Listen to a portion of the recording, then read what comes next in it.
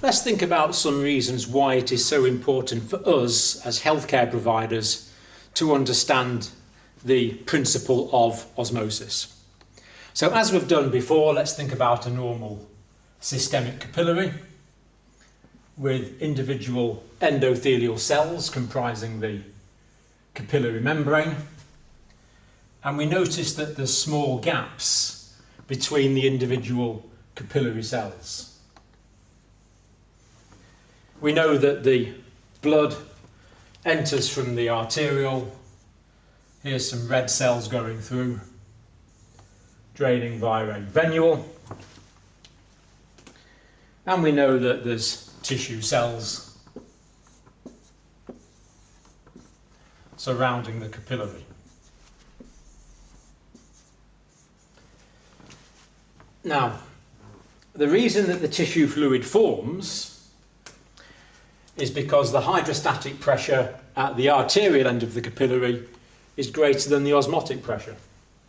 So tissue fluid forms. Bathing the tissues, forming the interstitial fluid. And we know at the venous end of the capillary the osmotic pressure is greater than the hydrostatic pressure, meaning that the tissue fluid is reabsorbed. But what are the osmotic molecules involved here? Well, you probably know that in plasma there's going to be lots of sodium ions, about 135 to 145 millimoles per litre would be the normal levels of plasma sodium. We also know that there's some potassium ions in the plasma, about 3.5 to 5 millimoles per litre is the concentration of potassium ions you would expect. And we also know, of course, that there's chloride ions in the plasma. You might expect 95 to 107 millimoles of chloride ions per litre of plasma. Now, I've noted that the gaps in the endothelial cell membranes are small. They're semi-permeable.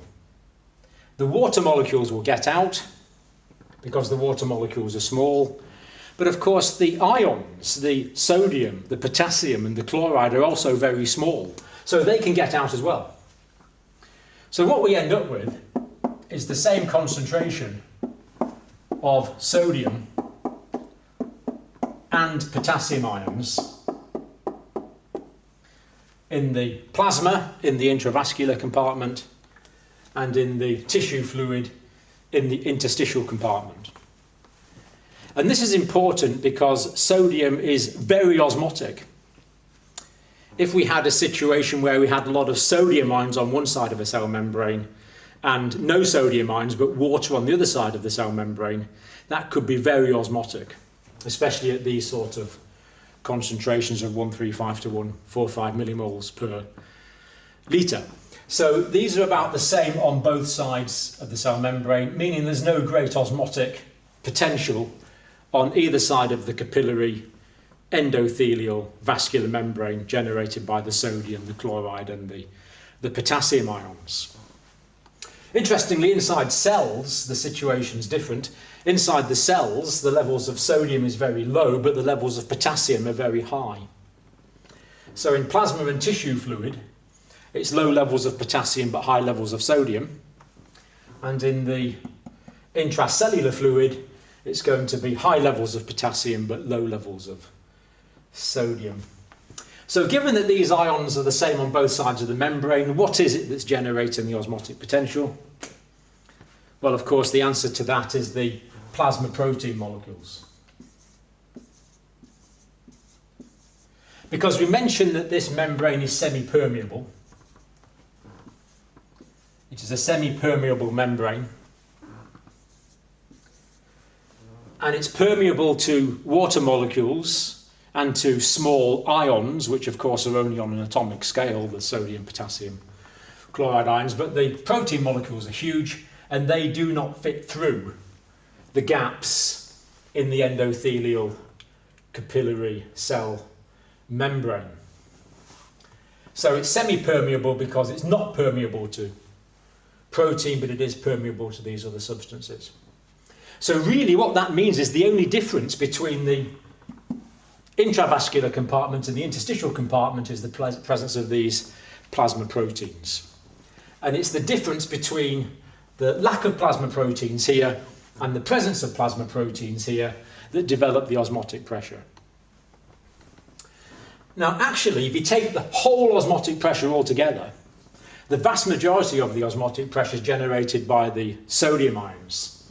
The amount of osmotic pressure generated by the plasma proteins is actually only about 0.5% of the total 100% generated by the ions. So it's a relatively small amount. But because it's so important, we give the osmotic pressure generated by the plasma proteins a special name, and we call that the oncotic pressure. So the oncotic pressure is the total of the osmotic pressure generated by the plasma proteins. Sometimes it's called colloidal osmotic pressure because these are large colloidal molecules. So the oncotic pressure is the proportion of the total osmotic pressure, but of course that's the only difference between the plasma and the tissue fluid. So it's the presence of the plasma proteins generating this oncotic pressure which is sucking the water back in to the intravascular compartment at the venous end of the capillary. Let's think of one reason why this is so important.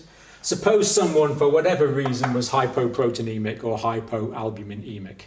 They didn't have enough albumin in their plasma. That would reduce the oncotic pressure. Therefore, less water would be reabsorbed at the venous end of the capillary. Therefore, the patient would become edematous. Fluid would be retained in the interstitial compartment, making the patient edematous. So, one very important reason there why we need an understanding of osmosis. I think we'll give another quick one at this point. Let's think about intravenous fluids. Now, what concentration is the saline that you give in your intravenous fluids? When you put a drip up, how much saline is normally in it?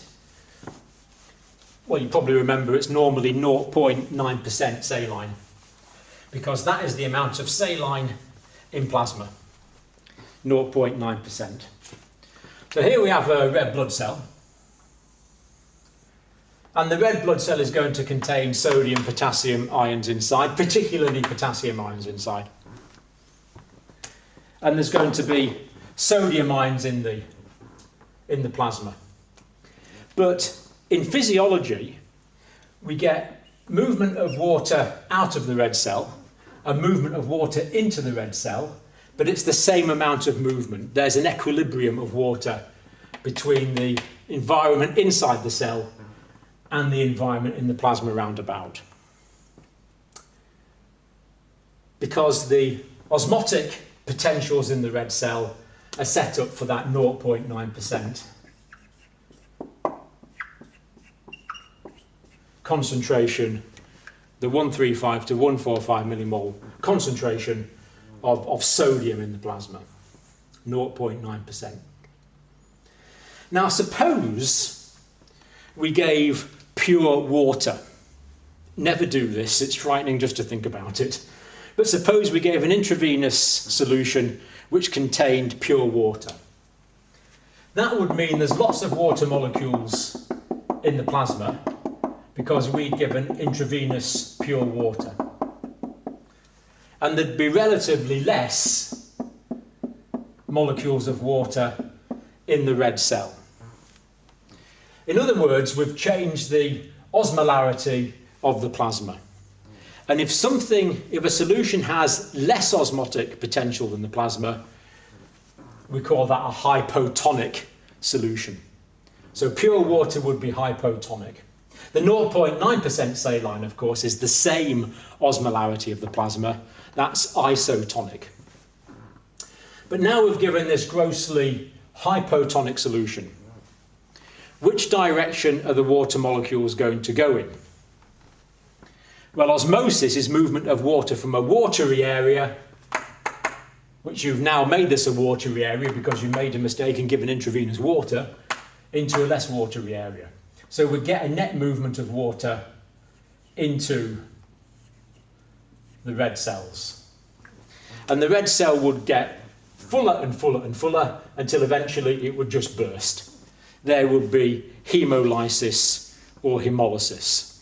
And of course that's a dangerous pathological situation.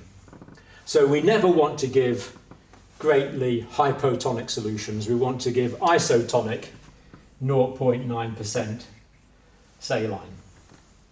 If we give large volumes of intravenous water, well, I don't even know what volumes we'd have to give, but we don't want to give any significant volumes of intravenous water because we're going to get hemolysis, and this is a potentially life-threatening situation. So we don't want to give hypotonic solutions. But suppose we gave 5% sodium chloride, a very, very hypertonic solution, much more osmotic than the plasma should be. Now in this situation, we've got lots of sodium here. That means that relatively, because we've got lots of sodium, relatively, we've got less water. And there will be relatively more water inside the red cell. So in this situation, we've generated a watery area inside the cell, and because we've given 5% saline, which is hypertonic, which of course we never do, but suppose we did, then that would make this area, the plasma, less watery. Osmosis is the movement of water from a watery area to a less watery area. So I think you can see now that the water molecules that are in the red cell would move out by osmosis in an attempt to dilute the hypertonic plasma medium. And what that would mean is that the cells would crenulate. They would just become shrunken, dehydrated cells, because all of their water would have been lost to the plasma. So don't give hypotonic intravenous fluids. That will blow the cells up, causing hemolysis or hemolysis. Don't give hypertonic intravenous solutions that are too salty. That's going to dehydrate the red cells and crenulate them and make them pretty well useless. Do, when the need arises, give isotonic 0.9% sodium chloride. Then we'll maintain the osmotic balance between the plasma and the fluid inside the red cell. Then we won't get any net osmotic movement of water into or out of the cell, and we will maintain the integrity of our red blood cells, which of course is always a good thing to do.